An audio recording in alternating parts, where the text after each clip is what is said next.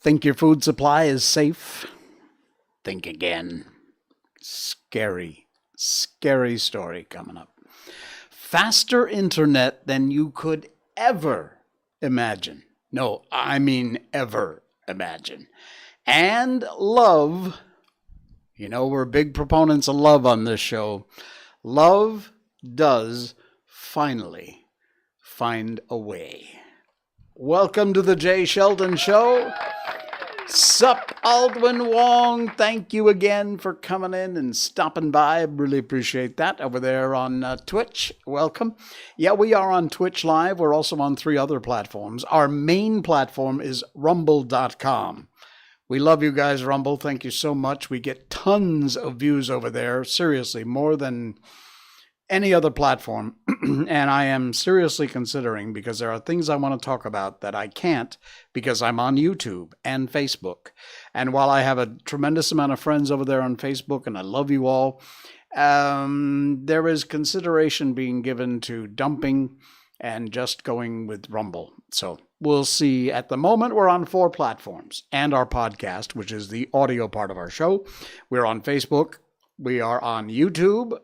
We are on Rumble, of course, and Twitch.tv. So you can find us on any one of those, and wherever you are watching, please like and subscribe. Really helps the channel a lot, and it's totally free to you. We don't spam your inbox. You don't get a bunch of notices and everything. If you turn on the notification bell, it will send you a notification whenever we go live. I have mine on my phone, and you see right there, it says, Jay Sheldon, 2023 food crisis. It's telling me I'm live. So I guess I better do a show. In the meantime, unfortunately, she's not having a very good night again. Miko update. Yeah, Miko update. In general, Miko is doing great. She was relaxing, having a bit of exposing herself to the aircon, which is one of my favorite positions for her. And there she was again. She was watching a video, and then she got bored, so she just flipped over and went to sleep, 4 paws in the air.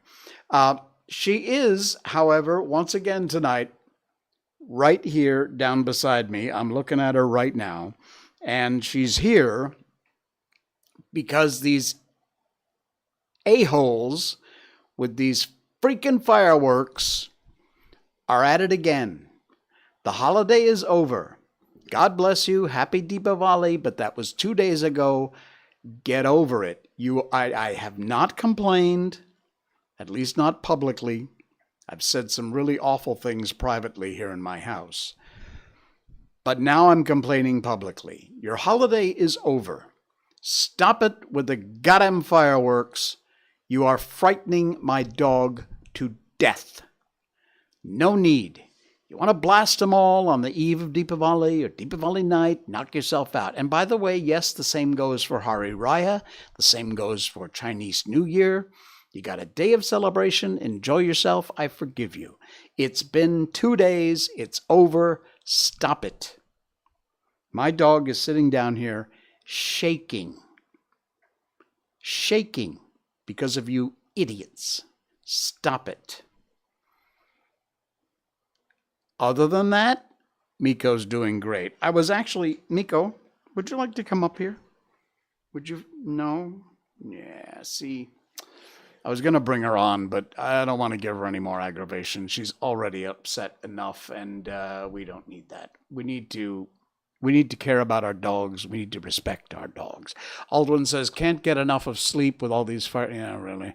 My late dog was also afraid of fireworks. Most dogs are. You know, their hearing is extremely sensitive. Now, their sense of smell is like 100 times what you and I have, but their hearing is also obviously hugely more sensitive. So if it's already loud and annoying to you, can you imagine what a dog who doesn't know what it is thinking? Anyway, the reason I said we need to respect and love our dogs is because of this. The link is in our show notes. It's not our main story tonight, but I put it at the top of the show notes tonight so you could check it out because I wanted to share it with you. This is from Nepal, and Nepal celebrates just recently something called Dog's Day. And it is a day where they take a look at these pictures. If you're listening on the podcast, check out the link in our show notes. These are pictures from Nepal's Dog Day. It is a celebration of dogs to honor them, service dogs and pet dogs. They are blessed. They are all of the typical, is that Hindu, I believe? I'm not sure. I think it is. Looks like it. So, they're given the flowers and the colored powder stuff and wreaths and leis, as they say in Hawaii. Also some treats. And the entire day is devoted, oh, look at that. The entire day is devoted to honoring dogs. And it is such a sweet thing that they do in Nepal. Look at that face. Oh, I hope the dog's not too afraid, but I guess obviously since it's National Dog Day in Nepal, they would be treating everyone properly. There you go. There's some doggies with all their flower wreaths on. Absolutely beautiful. National Dog Day celebrated in Nepal. We like that a lot. Thank you, Nepal. I'll just bet on that day there are no fireworks. Okay, let's move along here and get into the scary stuff. I'm telling you, it is beyond belief. This is from Zero Hedge, and the link is in our show notes. And it is beyond scary. Yeah, Halloween. No, thankfully Halloween is not big here in Malaysia. Well, you know that, Alwyn. You live here. Usually Halloween, there's not a lot of fireworks, if any.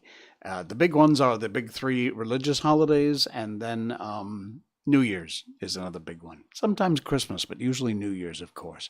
All right, from Zero Hedge, the food crisis, and not right now, but next year, 2023, according to this article from Tyler Durden, is going to be far worse than most people would even dare to imagine. He writes, I am trying to sound the alarm about this as loudly as I can. The global food crisis just continues to intensify, and things are going to get really bad in 2023. As you see below, 2/3 of European fertilizer production has already been shut down. Currently, currency problems causing massive headaches for poor nations that need to import food. Global weather patterns continue to be completely crazy. And the bird flu is, here we go again, killing millions upon millions of chickens and turkeys all over the planet. On top of everything else, this ridiculous war in Ukraine is going to restrict the flow of agricultural and fertilizer exports from that part of the world for some time to come. Because there is no end to the war in sight. In essence, we are facing a perfect storm. Global food production, and that perfect storm is only going to get worse in the months ahead. One of the things, I'm a big Twitter user these days, by the way, and thank you for those of you who followed me. Appreciate that. I post a link to our show on Rumble every time we go live. So if you're here because of that, thank you for that. There are a few people that I follow that are constantly updating. Yeah, time to store up more food this year. Not a bad idea. All the canned foods, things like that, stuff that will last. I'm telling you, that sounds like tinfoil hat kind of stuff. It ain't. Read this article in our show notes tonight. You will know how it's not tinfoil hat stuff. It's scary. Stored up sausages, they're not going to last. Maybe in the freezer, but then what if your power goes out? Anyway, the world is at risk of yet another year of record hunger as the global food crisis continues to drive yet more people into worsening levels of severe hunger. You know, you don't think about it because your nasi lemak stall or your McDonald's is open and you can go get food whenever you want to. That is not the case in a lot of places around the planet. The global food crisis is a confluence of competing cries caused by climate shocks, conflict, economic pressures that's pushed the number of severely hungry people around the world. Listen to these numbers. This is for this year. From 282 million people to 345 million people in just the first months of 2022. The UN World Food Program scaled up food assistance targets to reach a record 153 million people this year, and by mid-year they had already delivered assistance to 111.2 million people. The author of this article says, it's only the beginning. Eventually, billions of people, he's predicting, that don't have enough food to eat on a regular basis. In all my years, I've never seen hunger spread so rapidly. In fact, large numbers of people that are now facing starvation in the backyard of the United States. Hello? Yeah, in your backyard. The UN warning hunger in one of Haiti's biggest slums is at catastrophic levels. Gang violence, economic crises push the country to the breaking point. 20,000 people nearly in the capital's impoverished Chile Soleil area. Dangerously little access to food. Could face starvation, according to the UN. Across Haiti, almost 5 million people are struggling with malnutrition. Haiti is facing a huge humanitarian crisis. But most people in the West won't care.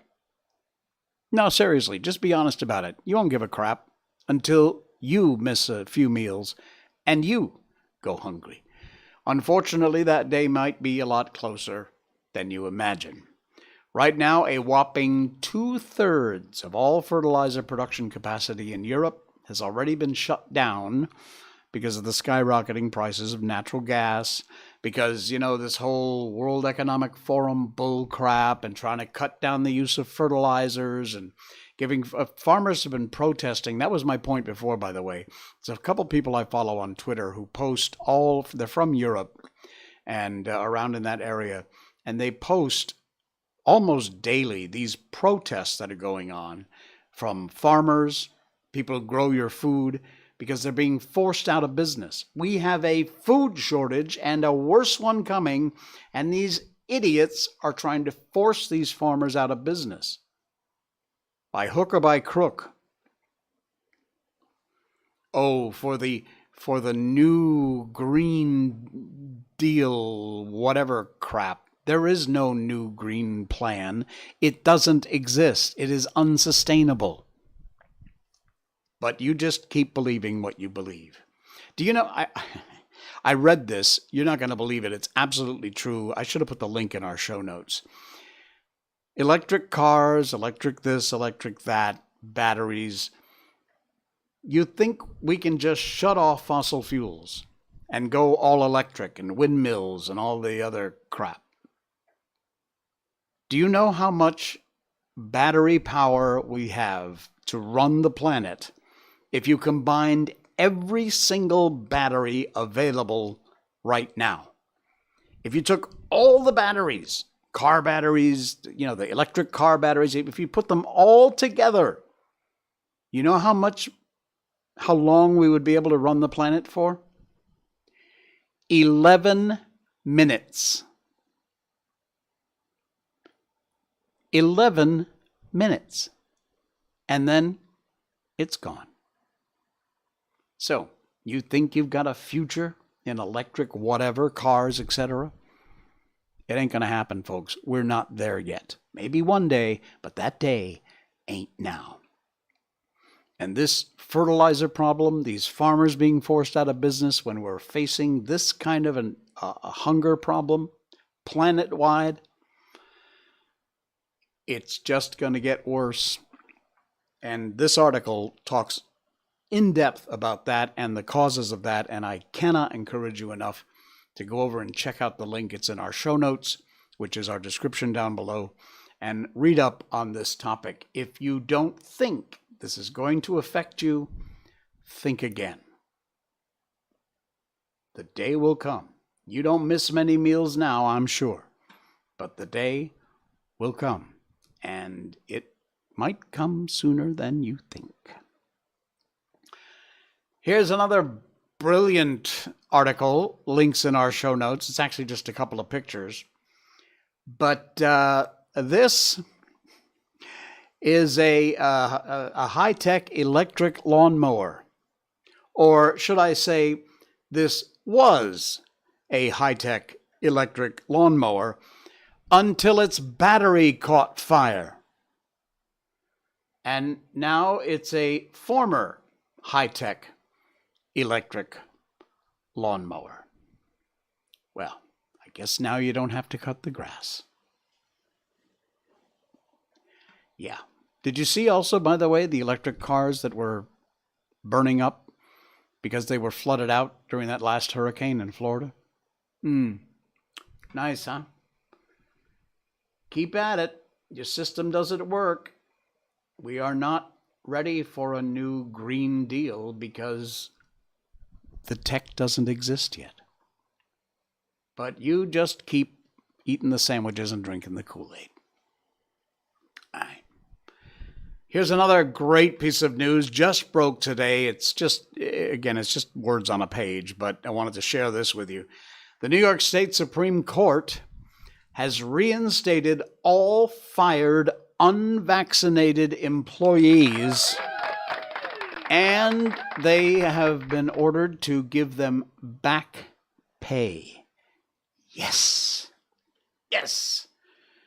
That says the state violated their rights, acted arbitrarily and capricious, notes being vaccinated does not prevent an individual from either contracting or transmitting COVID-19.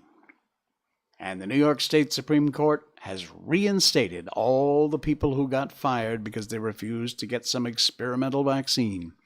And on top of that, ordered them to be paid their back pay. Yes, things are going to change. There's an election coming up, November 8th. Oh, things are going to change.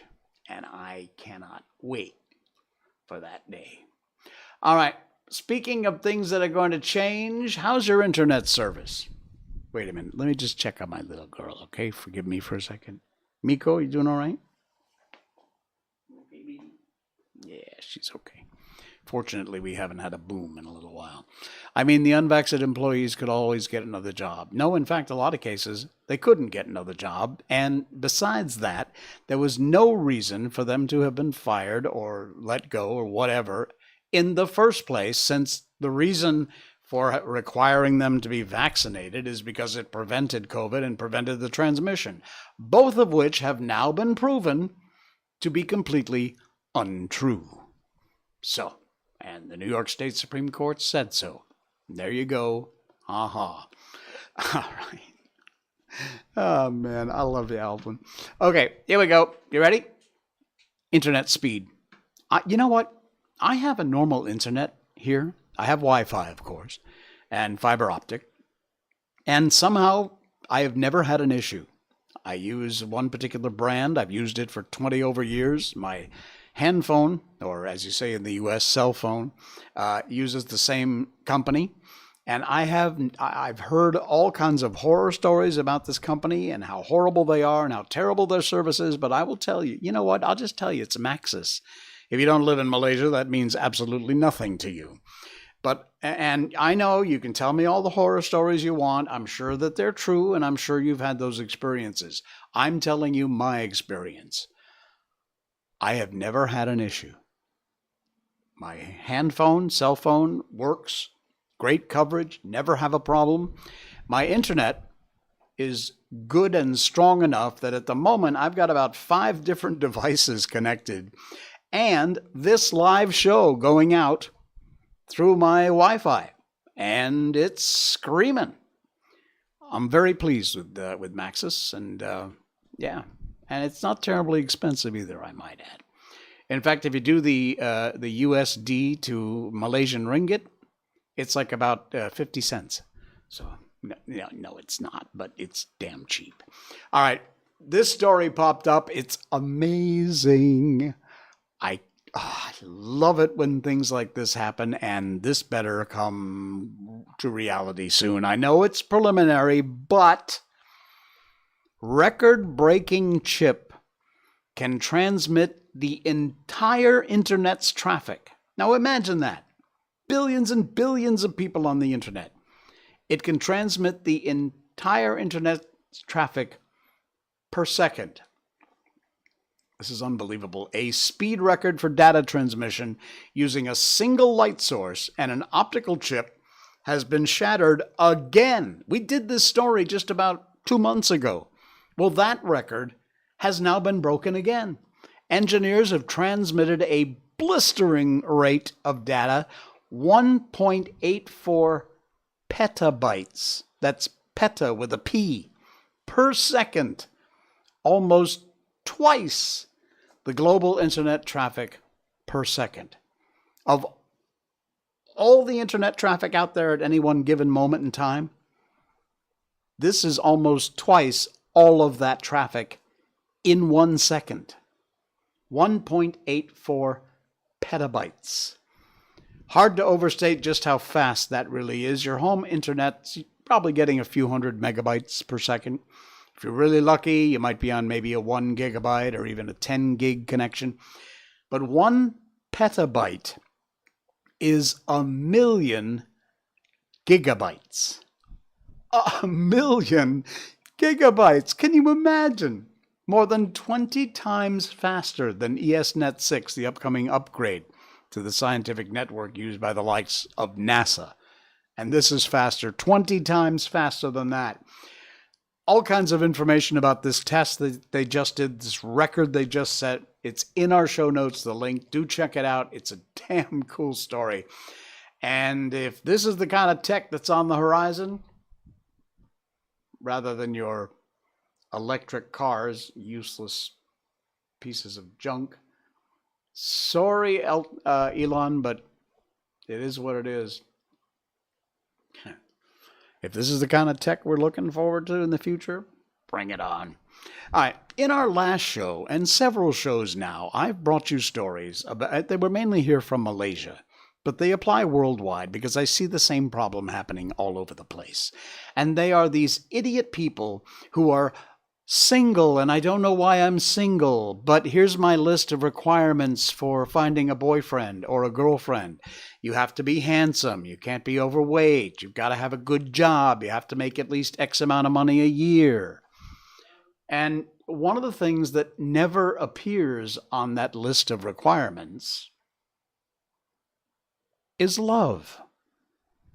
And like I said in our last stream, that should be number 1 on your list. It doesn't matter if you're poor or whatever. The number 1 thing on your list, finding a future husband or wife, or boyfriend or girlfriend, is that you love the person. Well, I had to share this story. Links in our show notes, and it is exactly what I was talking about. This from World of Buzz. Thanks, World of Buzz. We love you. Links in the show note. Give them a click. Singaporean man who went to a Taoist temple to pray for love turns around and finds love. And there is a picture. Take a look. When I turned around and saw her, I knew she was the one. You see, that's what I'm talking about. A good relationship, often hard to come by. It's not easy to meet someone who's willing to compromise and accept you as you are. What did I tell you? That being said, many people would then turn to religion and maybe pray that they meet the one. Well, according to the China press, just recently, an amazing couple tied the knot just 4 days ago, and their love story was definitely heartwarming. According to the husband, I was 20 at the time. I went to a temple located at Lorong Ku Chai Sheng Hong to pray. Just seconds before I met her, I went to pray for wealth and a lifelong partner. And as he turned around, he met Jiang Huyi. He immediately knew she was the one. Well, as it turns out, Huyi was working at the temple. He could not resist the urge, so he went over to the counter where she was working and spoke to her. Rishi, who spoke fluent Mandarin, mentioned that it wasn't all that easy. It took 5 years to finally start dating Huyi.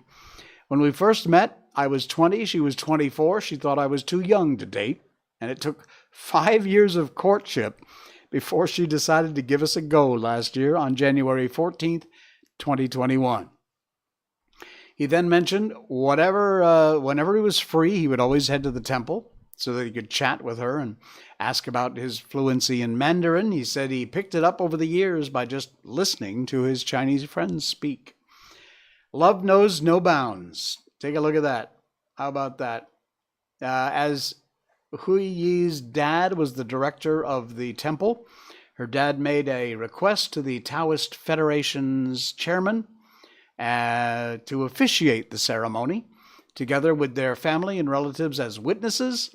Their inter-ethnic relationship was blessed by love and the support they received. Yes. Yes. 2 yeses.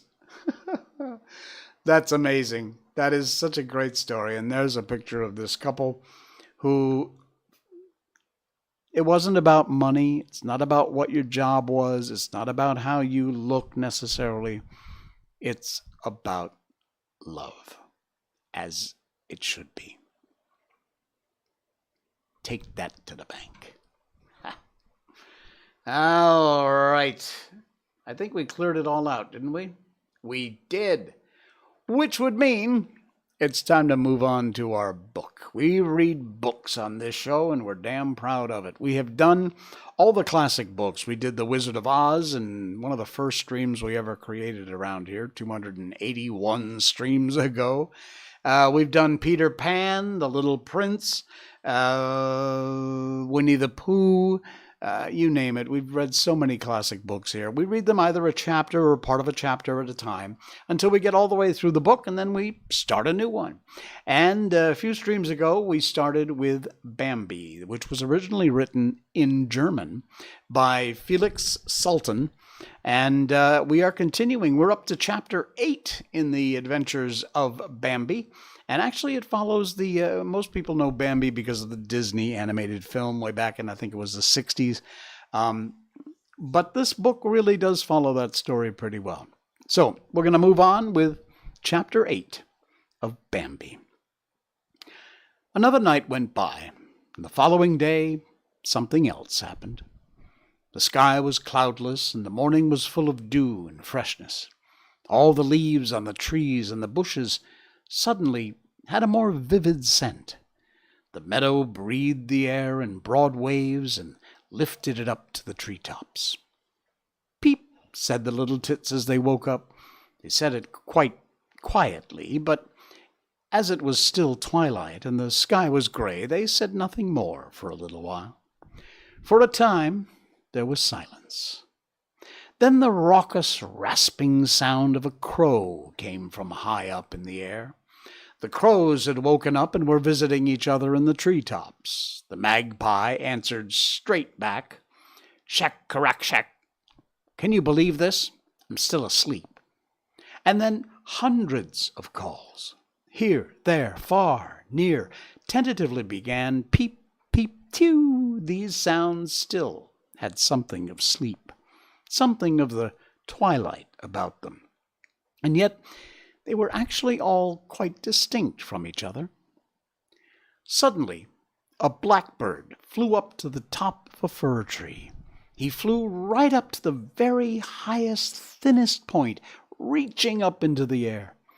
He sat high up there and looked out over all the other trees, near and far, while the pale gray sky, still tired from the night, began to glow in the east and come to life. And then the birds began to sing. She was only a tiny dark spot. If you glimpsed her from the ground in the distance, her little black body looked like a wilted leaf. But her song spread out over all the forest in great celebration. And then everything came to life. The finches struck up, and the robins and goldfinches made their voices heard. Pigeons rushed from one place to another, wide flapping and wishing of their wings. The pheasants shouted out loud as if their throats would burst. The sound of their wings was gentle but powerful as they swooped down to the earth from the trees where they'd been sleeping. On the ground they repeated their metallic, bursting cry many, many more times, and then they would coo gently. High in the sky, the falcons called out in their sharp and joyful ya, ya, ya. The sun had risen. Dew, dew, rejoiced the oriole as he flew back and forth between the twigs and branches. His round yellow body shone in the beams of the morning sun like an exhilarated ball of gold. Bambi stepped under the big oak tree in the meadow. It sparkled in the morning dew, had a scent of grass, flowers, and wet earth, and it whispered of the 1,000 lives it had led. There sat Bambi's friend, the hare, and he seemed to be thinking about something very important. There was a haughty pheasant there, walking slowly. He pecked at the stalks of grass and looked carefully all around himself. His dark blue neck sparkled in the sunlight like a jeweled necklace. But close in front of Bambi, there stood one of the princes, very near to him. Bambi had never seen him before, had never even seen any of the fathers this close up. He stood there before him, very close to a hazel bush, and still slightly concealed behind its twigs. Bambi didn't move. He hoped the prince would come out fully from behind the bush, and he wondered whether he could dare to speak to him. He wanted to ask his mother and glanced around for her, but his mother had already gone ahead and stood a long way away with Auntie and Ina. And just then Gobo and Faline came out of the woods and ran into the meadow. Bambi did not move, but wondered about what he should do. If he wanted to get over to his mother and the others, he would have to pass by the prince. He thought that would be unseemly. So what? He thought, I don't need to get my mother's permission first. It was the old prince who spoke to me first, and I didn't tell my mother anything about it. I will speak to the prince. I'll see if I can. I'll say to him, Good morning, your highness. There's nothing about that might make him cross. And if he is, I could just run away. Bambi wondered whether he'd made the right decision, and it kept on making him feel unsteady on his feet. And now the prince stepped away from the hazel bush and onto the meadow. Now, thought Bambi, and just then there was a loud clap of thunder. Bambi recoiled, didn't know what happened. He saw how the prince jumped high in the air in front of him and saw him rush past him into the woods. Bambi looked hard all around himself. He felt as if he could still hear the thunderclap. He saw his mother, Auntie Ina, Gobo, and Faline, some way away, had fled into the woods. He saw his friend the hare rush away in a panic, saw the pheasant run away with his neck stretched out in front of him, and he couldn't understand what it could all be about. The prince lay there. A broad wound had torn his shoulder open. He was bloody and dead.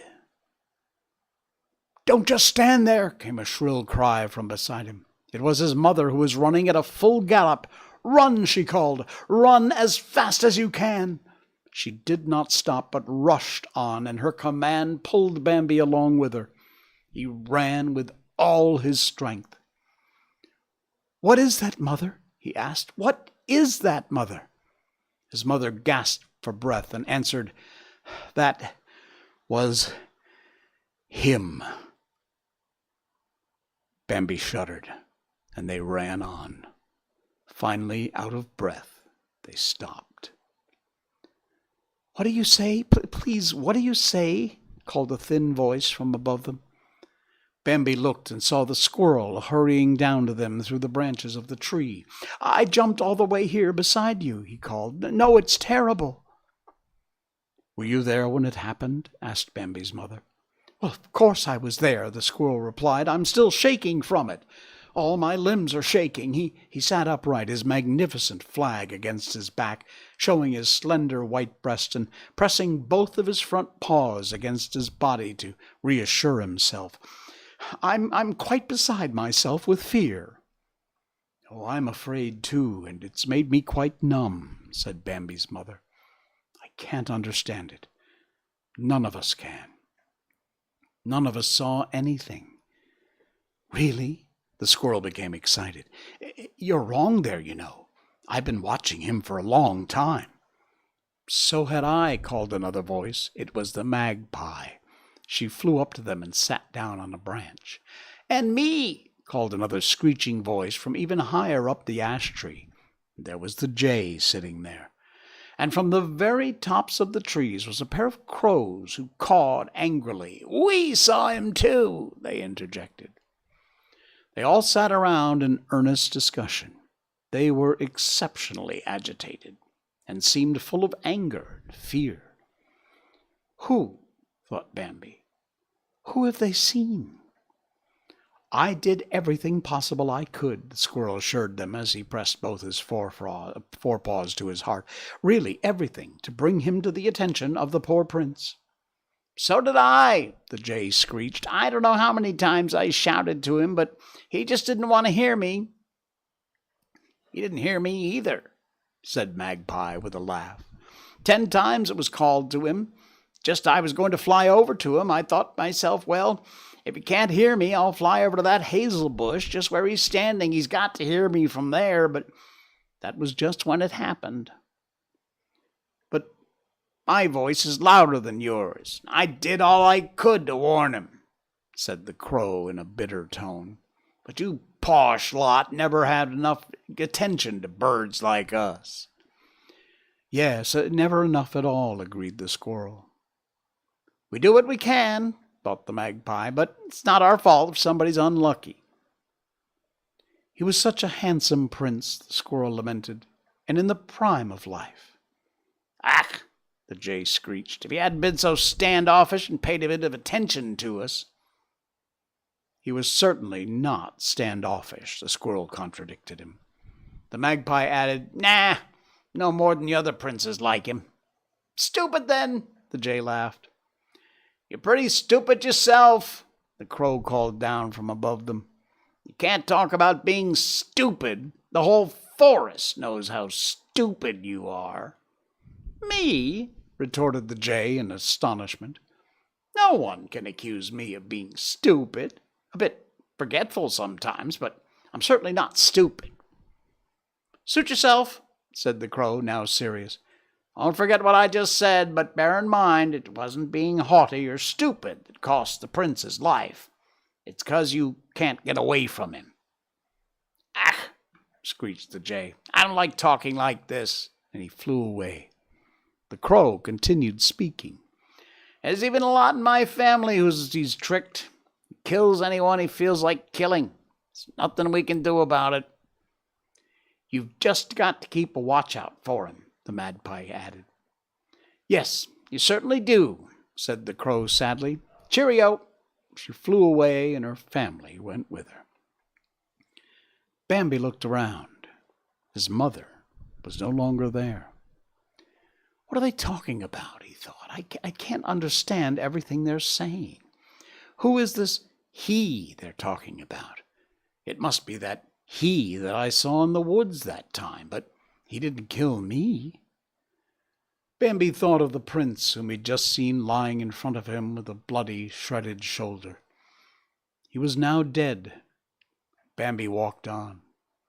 The forest was again in song with 1,000 voices. The sun drove its broad beams of light through the treetops. Everywhere was light. The leaves began to steam high in the air, called the falcons, and here close by a woodpecker was laughing out loud as if nothing had happened. Bambi did not become cheerful. He felt under threat from something dark. He couldn't understand how the others could be so gay and carefree when life was so hard and so dangerous. At that moment, he was gripped by the desire to get a long ways away from here.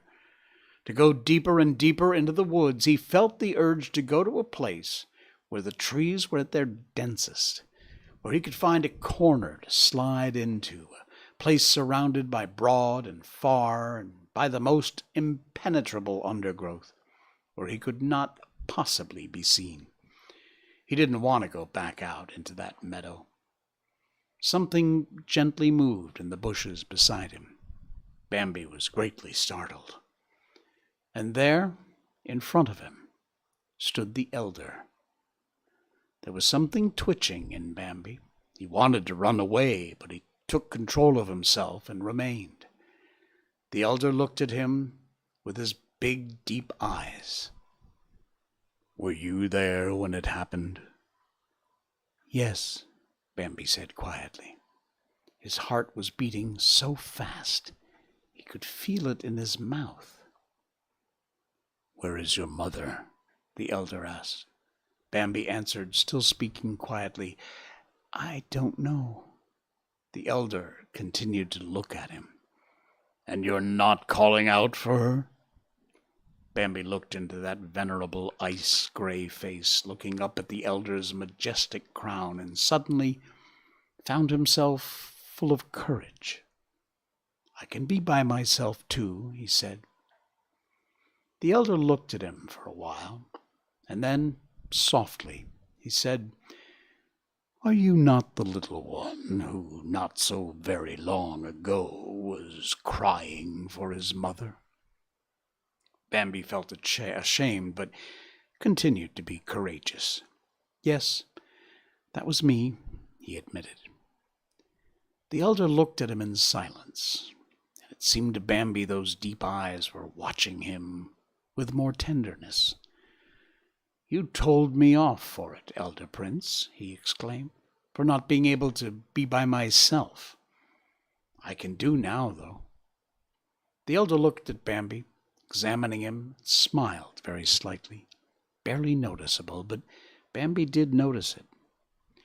"Elder Prince," he asked trustingly, "what happened back there? I can't understand it.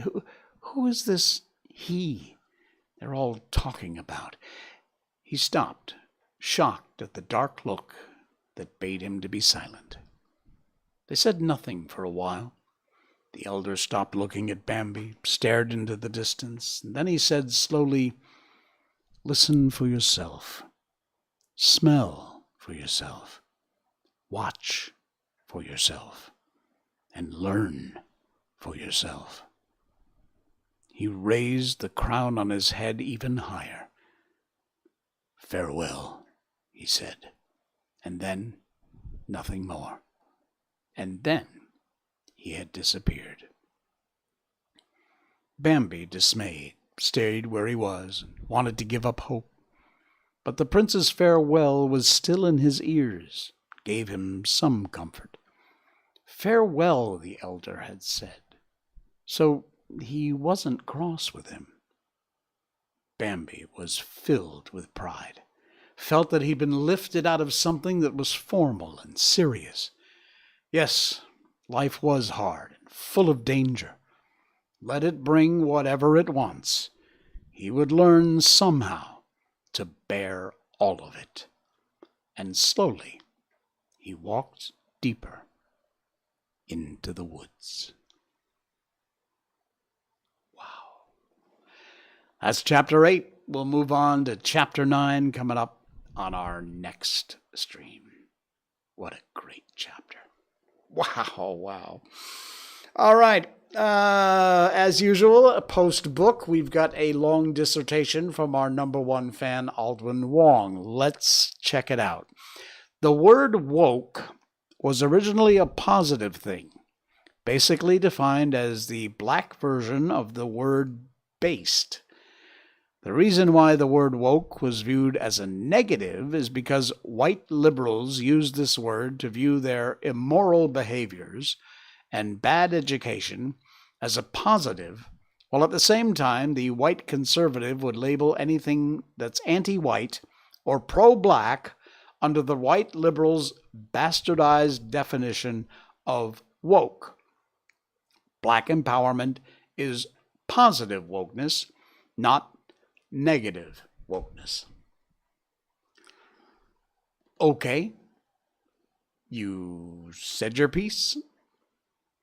Nowadays, being woke means going broke for the most part, as a whole bunch of companies have found out, used in that context. So, you and I should have you on as a guest on the show. We should bring you on live. We'll stick a camera in your face and you and I will chit-chat, because there's so many things that we agree to disagree. Sometimes we agree, sometimes we don't, but no matter what, it's always interesting. And no matter what, I would hope that even if I don't like or agree with what you said, you don't like or agree with what I said, as I always say, we can agree to disagree. And that's the whole point of having discussions. That's the whole point of being able to say what's on your mind without being edited, without being censored. Whether you agree or not, you have an absolute right to say it, which is why if you say something here in our chat, no matter who you are, not just Aldwin, anybody, as long as it's not, bad words and the kind of stuff that obviously wouldn't be allowed, I'll read every chat that I get, you name it. As you see with Aldwin, he always comes up with something interesting at the end of the show like this. And yeah, cool.